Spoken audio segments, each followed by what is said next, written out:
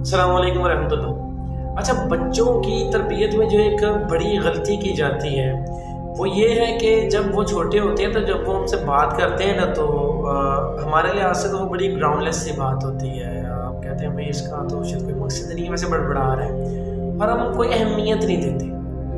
जब ये एक्ट किया जाता है ना बच्चों के सामने तो उन्हें लगता है कि यार हमारी बातों की तो शायद कोई अहमियत ही नहीं है, जबकि वो आपको अपनी बात बड़े जज्बे से बता रहा होता है कि ये देखें जी मैंने क्या सोचा, या मेरी क्या बात है, या मेरा क्या प्लान है, या मैं क्या करने जा रहा हूँ, या मुझे क्या करना पसंद है। लेकिन हम बड़े मसरूफ़ हैं, अपने बच्चे के लिए मसरूफ़ हैं, लेकिन इतने मसरूफ़ हैं कि जी बच्चे के लिए हमारे पास टाइम नहीं है। तो ये एक बहुत बड़ी गलती है जिसकी वजह से क्या होता है कि आने वाले दिनों में वो बच्चा हमें वो बातें नहीं बता पा रहा होता जो कि इसने बहुत बेहतर किस्म के आइडियाज़ अपने अंदर जनरेट किए होते हैं। तो ये जो गलती है ना, अगर आप लोग being a father, being a mother, sister, brother, जो भी होते हुए आप लोग ये कर रहे हैं, आपको इस गलती को छोड़ना पड़ेगा, वरना आपका भाई, आपकी बहन या जो भी आपके इर्द गिर्द रहने वाला बच्चा है वो आपको उन बेहतर किस्म के आइडियाज़ को नहीं बता पाएगा। बर्दाश्त करें, आप सारी चीज़ें अपने बच्चे के लिए सुबह काम को निकलते हैं, थके हारे घर आते हैं, अपने बच्चे के लिए बर्दाश्त कर रहे हैं, तो उसकी तरबियत में इतनी बड़ी जो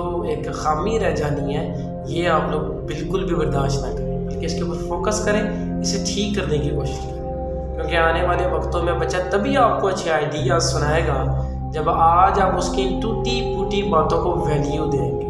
और जब भी कोई एक नया आइडिया या कोई बात सोचेगा तो वो आपकी तरफ आएगा, वो कहेगा कम से कम वो मुझे गौर से तो सुनते हैं ना। इसी केस को अपने ऊपर अप्लाई करें।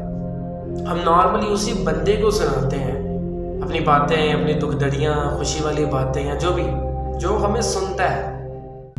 तो बच्चों के पास ऐसे कौन है जो उसे गौर से सुनेगा? उसके पास आप हैं जो गौर से उसे सुनेगा, उसे एप्रिसिएशन देगा, और वह बच्चा आने वाले दिनों में मज़ीद अपने बोलने की ताकत को इम्प्रूव करता जाएगा।